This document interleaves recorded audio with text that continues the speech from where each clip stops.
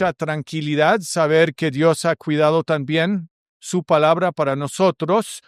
Ahora vamos a seguir y vamos a hablar un poco de inspiración y luego vamos a volver a lo que Grudem presenta después del canon, su sección sobre el canon, que va a hablar un poco de la autoridad de la palabra de Dios. Y después vamos a hablar de la inerrancia. Entonces, respecto a inspiración, ya leímos Hebreos 1:1-2, y dice claramente que Dios, que muchas veces y de muchas maneras, entonces hay muchos medios que usa, habló a nuestros antepasados en otras épocas por medio de los profetas. En estos días finales nos ha hablado por medio de su Hijo. Entonces, queremos preguntar cómo funciona la inspiración y si se debe usar el término inspiración. Nota que hay versículos donde traducen usando la palabra inspirada, por ejemplo, 2 Timoteo 3:16, muchas versiones dicen, toda la escritura es inspirada por Dios, pero realmente esa palabra inspirada no es una palabra que significa inspirada en el griego, eso es una traducción. Es theopnestos, que significa Dios respirado, ¿sí? Sale como respirado por Dios y es entonces útil para cambiarnos. Y en 2 Pedro lo define de otra forma. Dice, porque la profecía no ha tenido su origen en la voluntad humana, sino que los profetas hablaron de parte de Dios, impulsados por el Espíritu Santo. Y ya hablamos de que hay ciertos versículos que vienen del Antiguo Testamento y también del Nuevo Testamento, poniendo al mismo nivel. Entonces, tanto el Antiguo Testamento como el Nuevo Testamento hablan de esta inspiración por parte de Dios. Y hay una gama de perspectivas que se usan para explicar o intentar de explicar cómo es esto de que Dios trabaja con seres humanos para poder escribir la Biblia. Y entonces hay algunas posiciones equivocadas y hay otras posiciones que creo que son más de acuerdo con cómo la Biblia los presenta. Entonces simplemente vamos a hablar de este gama, que es de un lado de ningún realmente interacción de parte de Dios a un total interacción de Dios. Entonces, por un lado, la gente dice, o algunas personas dicen que la Biblia apareció porque eran genios religiosos, tenían una intuición muy buena. Y otros dicen que había una iluminación, que recibieron una percepción o capacidad mejorada. Otros dicen que solo al leerlo realmente llega a ser inspirado. Y hay otros dicen que el Espíritu Santo dirige los pensamientos, pero después la persona elige las palabras. Y hay también una inspiración verbal y plenaria que dice que el Espíritu Santo dirija pensamientos y selecciona palabras. Y después finalmente hay una dictación, que algunos piensan que los autores de la Biblia simplemente escucharon a Dios y dictaron exactamente lo que Él dijo, es decir, que ellos no seleccionaron palabras, no fue a través de las palabras que ellos normalmente usarían. Y vamos a revisar esto rápidamente porque son cosas que ustedes necesitan saber un poquito más.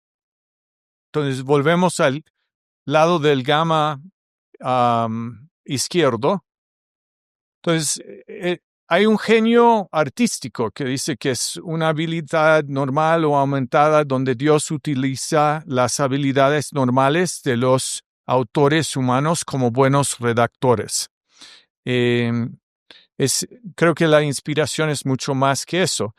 También hay en la teología moderna, hay unos que dicen que la inspiración solo pasa después de que toma efecto en una comunidad. O sea, el significado de una declaración o un texto reside en su apropiación o efecto en una comunidad.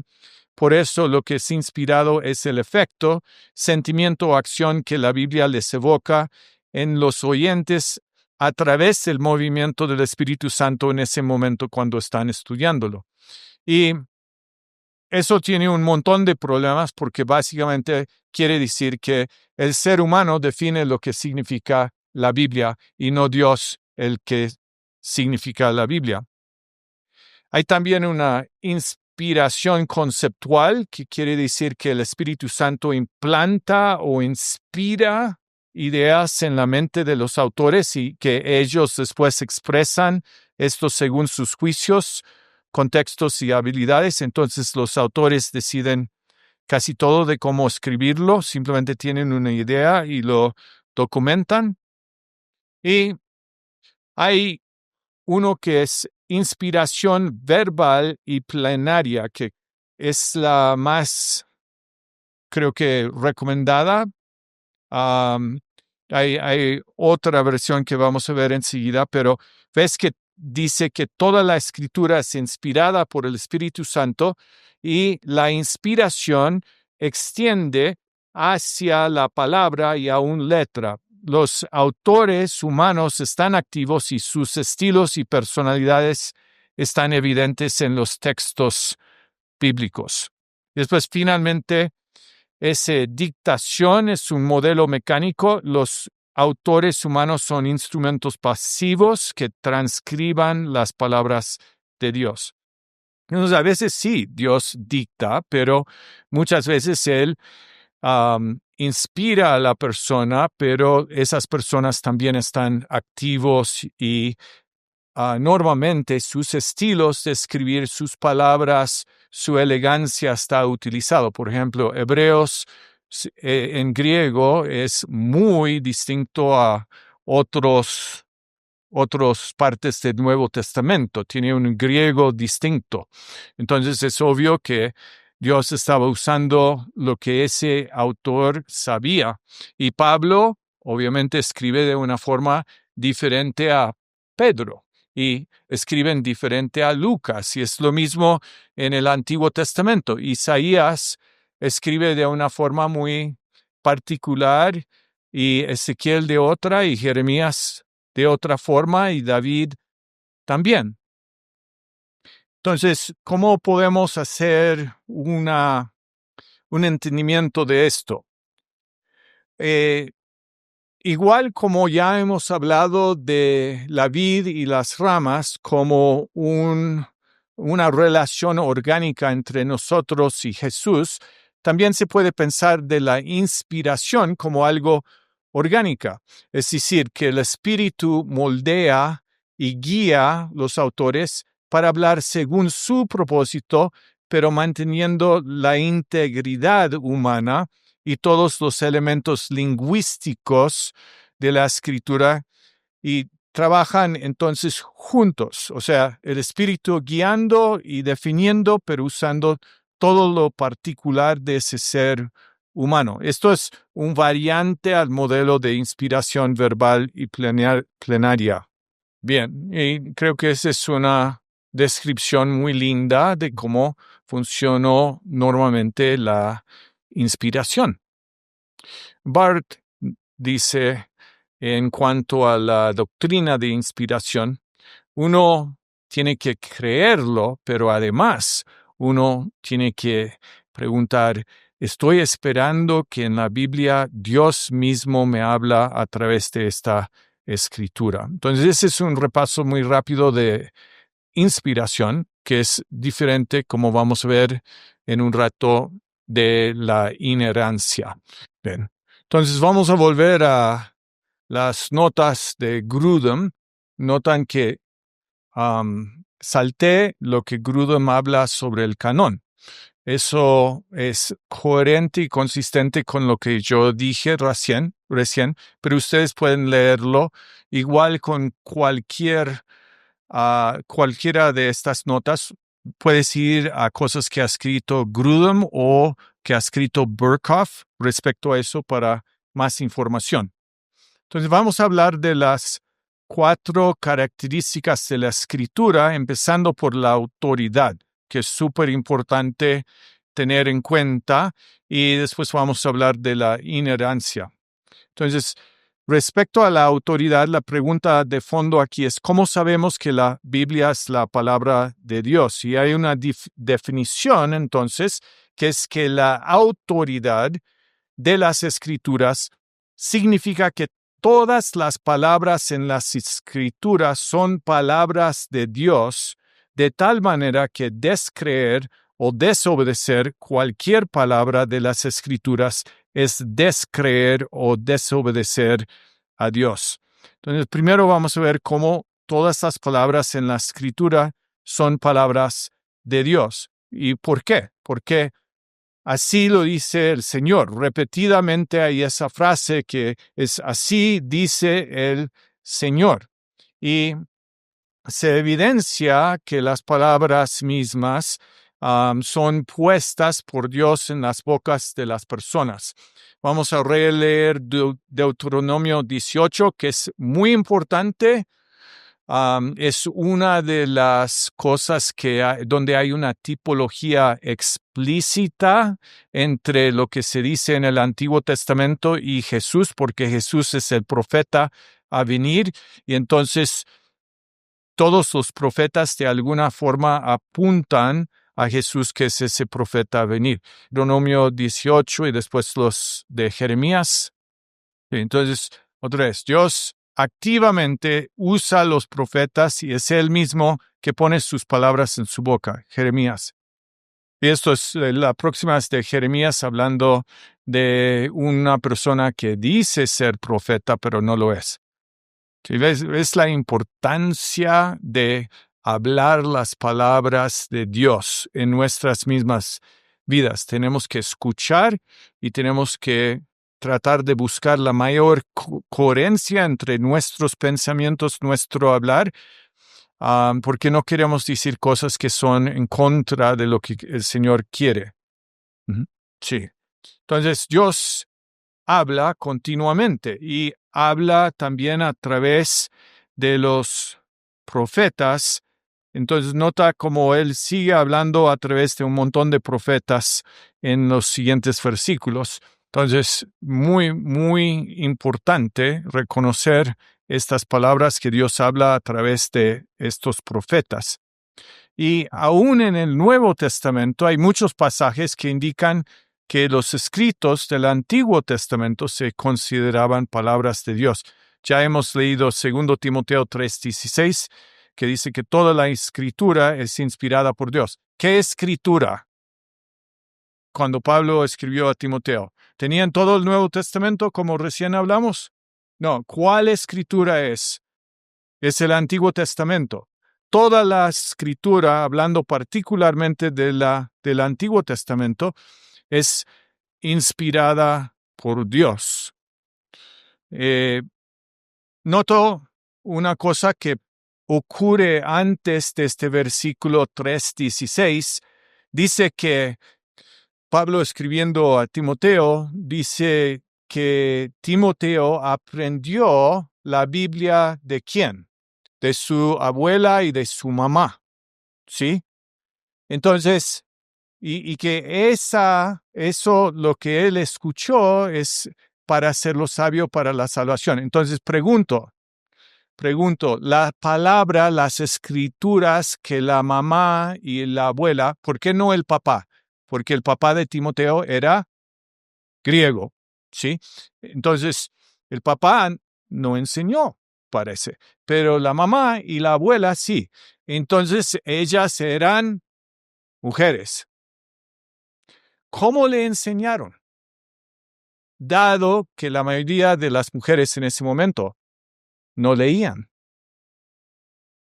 Tampoco los esclavos en ese momento veían. Escucharon y hablaron. Entonces es muy importante escuchar y hablar, porque uno puede transmitir la palabra de Dios que uno ha escuchado a otras personas por medio de lo que uno habla. Y uno habla la escritura. ¿Cómo viene la fe?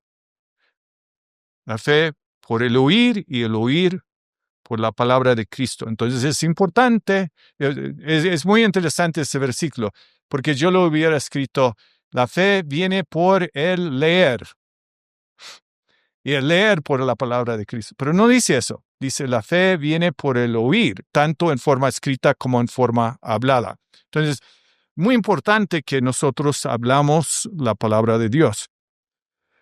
Y después también hemos leído 2 Pedro 1:21, que es precioso, que dice que los santos hombres de Dios hablaron siendo impulsados por el Espíritu Santo. Entonces el Nuevo Testamento muestra que el Antiguo Testamento fue palabra de Dios. Y en otros pasajes del Nuevo Testamento, varias secciones del Antiguo Testamento también se mencionan como palabras de Dios. Entonces, tenemos estos ejemplos donde está diciendo que en Mateo 1, todo lo que sucedió para que se cumpliera lo que el Señor había dicho por medio del profeta, un profeta del Antiguo Testamento, hablando de la primera venida de Jesús. Y después Jesús, en Mateo 19, dice, ¿no han leído que el que los creó desde el principio los hizo hombre y mujer? Y dijo, por eso el hombre dejará a su padre y a su madre y se unirá a su mujer y serán una sola carne. O sea, está hablando de palabras de Dios. Está diciendo que tienen autoridad. Y después habla en Marcos 7. Esto es un buen versículo para toda la gente que cree en las tradiciones humanas. Jesús le dijo, qué bien saben ustedes quebrantar el mandamiento de Dios para imponer su tradición. Es súper triste que esto pasa continuamente, sigue pasando en el mundo. Pero Moisés dijo, y después Jesús cita los 10 mandamientos, y lo contrasta con lo que ellos dicen. Y después Hechos 1:16 dice que, hermanos, era necesario que se cumpliera la escritura, lo cual el Espíritu Santo a David habló de antemano, ¿sí? Bueno, entonces hay muchos escritos también en el Nuevo Testamento que se conocen como escritura. Esto es repitiendo un poco lo que ya vimos en el canon, como Pedro habla de Pablo y que dice que Pablo, lo que él escribe es similar a lo de las demás escrituras. Hemos dicho que los autores del Nuevo Testamento citan el Antiguo Testamento y el Nuevo Testamento y lo ponen al mismo nivel de autoridad porque dicen que las dos son escritura. Y después Pablo, wow, es impresionante. Dice que si alguien piensa que es profeta o espiritual, debe reconocer que lo que yo les escribo es mandato del Señor. Y hasta en 1 Corintios 7, sí, que habla del matrimonio, Pablo dice cosas como, bueno, aquí yo les digo, no el Señor, sí, y sigue hablando y dice que esto es mejor para ustedes, en mi opinión, que uno no se casa si es soltero, pero bueno, implica que sus recomendaciones, que él pensó que sus recomendaciones eran con un nivel de autoridad similar a la de Jesús. Entonces, deberíamos convencernos que las afirmaciones de la Biblia son que es la palabra de Dios y cuando lo leemos deberíamos leerlo con ese tipo de respeto. Aquí es cuando nosotros escuchamos la palabra de Dios, si somos cristianos, reconocemos esa palabra de Dios como viniendo de Dios y escuchamos entonces a Dios hablándonos por medio del Espíritu Santo a través de la Biblia. Por eso, bueno, Harold desapareció, pero por eso le estaba animando a que ayude a la gente a leer la Biblia, no simplemente teniendo argumentos racionales con ellos. Pero 1 Corintios, bueno, Juan 10, 27, Jesús dice, mis ovejas oyen mi voz y yo las conozco y me siguen. Por eso hay que hablar la palabra de Dios, porque tiene un poder especial a través del Espíritu Santo. 1 Corintios 2 dice, esto lo transmitimos con palabras no enseñadas por sabiduría humana, sino por el Espíritu, interpretando verdades espirituales a quienes son espirituales. ¿Sí? Entonces, ¿quién puede escuchar cosas espirituales? Las personas que tienen una naturaleza nueva espiritual. El ser humano natural no acepta las cosas del Espíritu de Dios porque son locura a él y no es capaz de comprenderlas porque se disciernen espiritualmente. Entonces, bueno, hay un montón de evidencia, como ya hemos hablado, interna. Hay otras pruebas que son útiles, que podemos utilizar. En este caso, hay una cita de parte de Grudem de la Confesión de Fe de Westminster. Recuerdan, Grudem es bautista, pero todavía encuentra valor en la Confesión de Fe de Westminster, que también me gusta la Confesión de Fe bautista, ¿sí? De 1689, ¿no? Sí.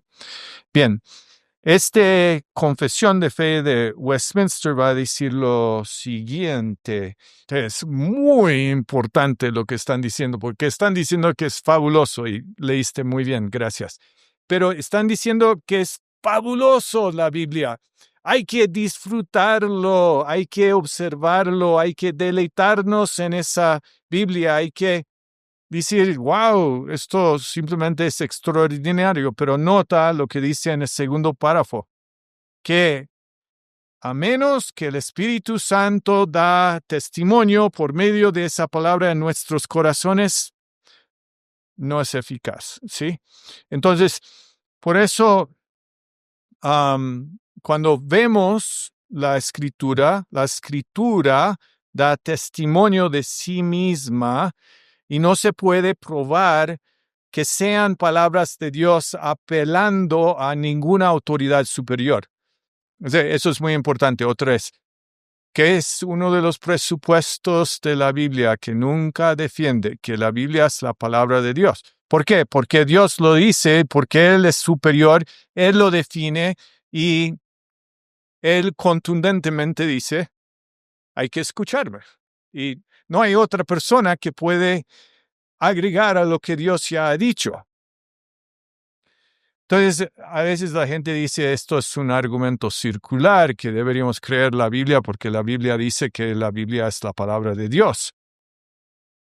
Pero cualquier cosa, cualquier área, como dijimos antes, está basado sobre ciertos supuestos y esos supuestos simplemente son así. La matemática, como dije antes, es así y cualquier área de la ciencia, de los estudios, ellos siempre en su filosofía misma tienen supuestos y ellos creen en esos supuestos.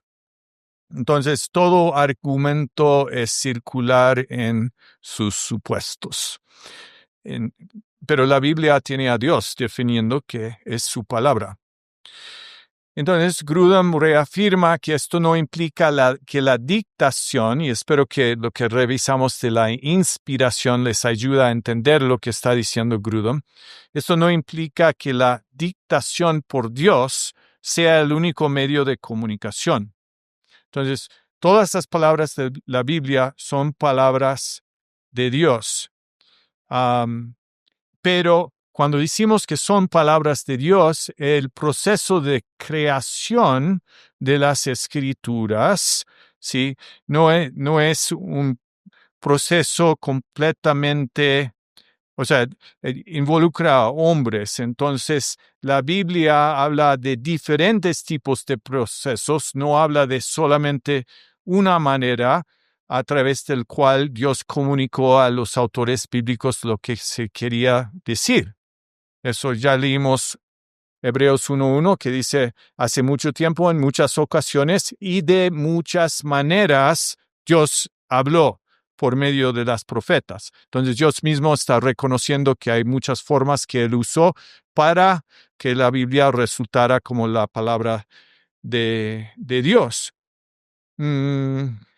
Lucas 1:1 dice Lucas empezando. Hay muchos que han tratado de recompilar una narración de los hechos que se han realizado entre nosotros, tal como nos los transmitieron quienes desde el principio fueron testigos oculares y ministros de la palabra. Bueno, también a mí me ha parecido bien, después de haber investigado atentamente todas las cosas desde el principio, escribirte un relato ordenado. ¿Sí? Entonces Lucas está diciendo, ¿qué hizo?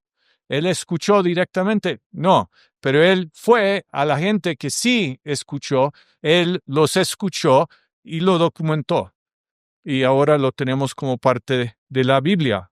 Y Lucas lo hizo también bajo el cuidado del apóstol Pablo.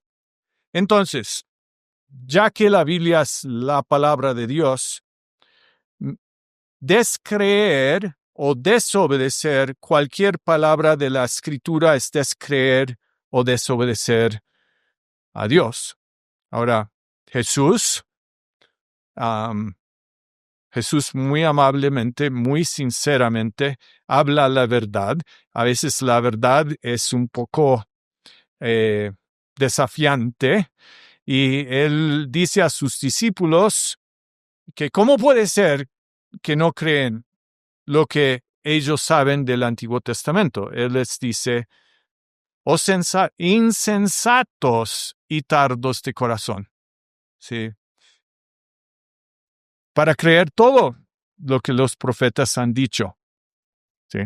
Por eso también Jesús para nosotros nos anima a siempre estar vigilantes, alertos, prestando atención, siendo conscientes a las cosas de Dios y esperando la venida de su Hijo Jesús. Nos lo ha advertido. Entonces, este versículo es un regalo de Jesús para todos nosotros, porque está diciendo cuando no nos fijamos en las cosas que Jesús nos ha dicho, bueno, estamos siendo insensatos y duros de corazón. Y está animándonos a ser sensatos y responder de corazón. Entonces, los creyentes deben guardar y obedecer todas las palabras de los apóstoles. Juan 15:20 dice Jesús, ¿recuerdan lo que les dije? Ningún siervo es mayor que su amo. Si me persiguieron a mí, también los perseguirán a ustedes. Si obedecen mi palabra, también obedecerán la suya. Entonces nosotros tenemos que tomar la palabra de Jesús como definitiva en nuestras vidas. Pablo mismo les desafía en 2 Corintios 13 y también en 2 Tesalonicenses 3 de prestar más atención. Sí, entonces, la idea es que tomamos en serio las palabras y que nos animamos los unos a los otros a seguir esas palabras, y cuando vemos que hay una brecha, tenemos que hablarlo. Está animándonos a hacerlo aun cuando no sea completamente conveniente.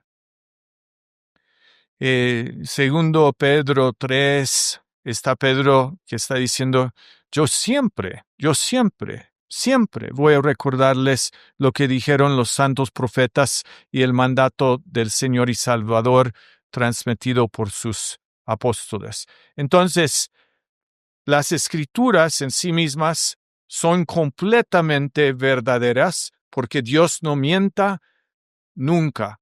Y los autores bíblicos, aunque afirman repetidamente que las palabras de la Biblia, aunque humanas,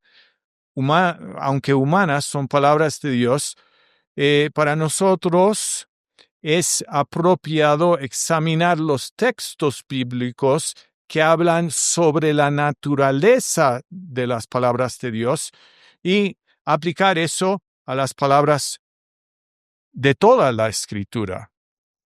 Entonces, bueno, por ejemplo, Tito 1:2 dice, Dios que nunca miente, prometió. Entonces podemos decir, o sea, si Dios nunca miente, entonces todas las palabras de la Escritura son verdaderas, porque Dios nunca miente. Y Hebreos 6:18 dice también, es imposible que Dios mienta, entonces nosotros tenemos que tener un fuerte ánimo para aferrarnos a la esperanza que nos ha propuesto. Nota lo que está diciendo. Está diciendo que dado que Dios es su naturaleza y la naturaleza de sus palabras son siempre así, es cierto de todas sus palabras. Entonces, todas las palabras de la Escritura son completamente verdaderas y sin error alguno, ¿sí? Sí. Y por eso nosotros podemos apostar nuestras vidas sobre las palabras de Dios y también vivir nuestras vidas de acuerdo con su verdad, porque es el estándar supremo de la verdad. Y Jesús pide a Dios mismo en su oración para que nos santifique en su verdad, porque su palabra es la verdad. Hay una pregunta que surge que podría ser que en algún momento en el futuro algo nuevo aparecería que contradeciría algo en la Biblia. Y bueno, ya que vimos la providencia ayer, ustedes saben que todo hecho verdadero y todos los hechos son algo que Dios ya conocía desde la eternidad y por lo tanto nunca habrá nada que contradecirá lo que Dios dice en las Escrituras. Y si vemos algo que nos parece a nuestras mentes que contradice a las Escrituras, ¿a quién creemos? A las Escrituras, no a nuestra mente. Siempre tenemos que poner nuestra confianza en esas Escrituras porque son nuestra autoridad final. Entonces, es finalizado, es completamente autoritativo para nosotros. Podemos entonces tener esa confianza mientras que vivamos y cualquier reconstrucción hipotético de lo que Jesús, Pablo y los apóstoles realmente dijeron no puede reemplazar a las Escrituras mismas como autoridad final. Sí. Entonces, ¿alguno ha visto Los Elegidos? ¿O El Elegido? Sí. Es muy lindo. Es una redramatización de todo que te hace imaginar cómo posiblemente podría haber sido y tienen muchas citas directas. Pero queremos siempre entender las Escrituras, estudiar las Escrituras, conocerlas para que si alguien viene a nosotros y nos dice una cosa que no es cierto de las Escrituras, nosotros lo podemos detectar. Si no conocemos las Escrituras, no vamos a poder entender cuando alguien está mintiéndonos, ¿sí? Hay mucha gente mentirosa allí afuera. Bueno, esto es la parte de la autoridad de la Escritura y vamos a hablar de la inerrancia próximamente. Entonces, ven cómo todo lo que hemos visto esta noche se refuerza entre sí. Espero que se entiende. Las traducciones son traducciones. No son el original. Vamos a hablar de eso en la inerrancia, pero todo, por ejemplo, yo cuando era chico, no podía leer las versiones de la Biblia existentes en ese momento porque eran una forma de hablar inglés muy raras, a veces 4 siglos de distancia. Y finalmente un día levanté un libro que era hecho por un pastor para sus hijos, pero era más bien paráfrasis como traducción y era muy claro. Él dijo, esto es un paráfrasis. Le dije, wow, esto lo leo y lo entiendo. Ahora, cuando yo estudio la Biblia, yo quiero tratar de leer una versión que sea cerca de la versión original. En español tienen mucha fortuna de tener la Reina Valera, que es bastante cercano, pero también hay otras versiones como la Biblia de las Américas, y yo generalmente voy a mirar a todos juntos y también voy a mirar al griego y voy a tratar de traducir el griego usando un software. Voy a tratar de aprender el griego, pero voy a usar un software también para asegurar que mis conclusiones son buenas. No estoy recomendando que todos ustedes aprenden griego, no. Estoy recomendando que todos ustedes que están estudiando para ser pastores, sería muy bueno que aprendan todo lo posible y que aprendan a usar un software. Pero son las versiones originales que son sin error. Puedes también preguntarte, Harold, si nosotros en nuestras cabezas y nuestras versiones de todo podemos ser absolutamente perfectos y en términos de nuestro conocimiento de la palabra. Creo que podemos conocer la palabra auténticamente, pero tenemos que tener mucho cuidado con nosotros mismos de siempre poner la Biblia por encima de nuestro entendimiento de la Biblia. Es decir, que nosotros no definimos la Biblia, sino la Biblia habla a nosotros y que nos corrige y nos recorrige. Hay traducciones que son idea por idea, no básicamente palabra por palabra y que no tratan de retener la estructura original del lenguaje. Entonces, tienes idea por idea, es casi un comentario acerca de la Biblia original, ¿sí? ¿Son útiles? Sí. A veces no son tan exactos como yo quisiera que fueran, pero es así. Si uno llega a si te entendí bien, si uno llega a una interpretación o una conclusión que es errada, ¿sí? Nosotros podemos tener pecados por comisión o también tenemos pecados por omisión, que significa que podemos pecar porque directamente contra algo que sabemos, pero también podemos pecar contra algo que no sabemos. Entonces, queremos seguir siempre buscando a Dios. Es una búsqueda, es una dirección, ¿sí? Y entonces queremos tener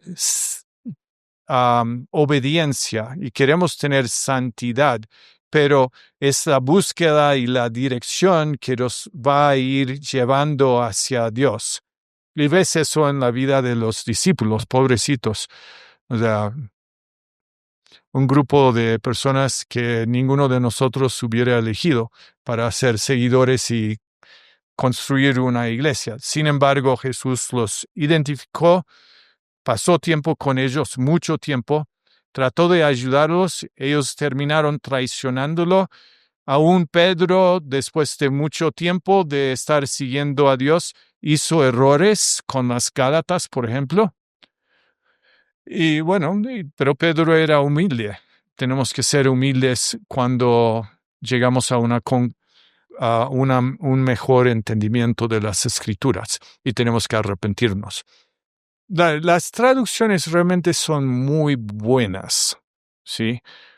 Entonces, uno puede ver o sea, como les dije antes, si yo estoy estudiando, yo voy a tomar una lista de diferentes versiones y los voy a listar, versículo por versículo, y voy a notar dónde hay cambios de palabras, porque esos cambios de palabras indican que los traductores tenían una diferencia de opinión.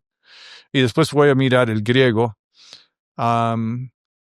Es como lo hago cuando tengo tiempo, ¿sí? A veces uno no tiene tanto tiempo, entonces uno tiene que saber que hay versiones como la Biblia de las Américas y como la Reina Valera que son más apegado al texto griego. No son, y también el hebreo, no son perfectos, ¿sí? Por eso siempre nosotros tenemos la gran fortuna de tener softwares. He escuchado personas predicar mensajes y sus conclusiones completamente equivocadas. Es muy triste. Sí, tenemos que tener cuidado y tenemos que hacer lo mejor que podamos y usar las traducciones que son más cercanas al texto.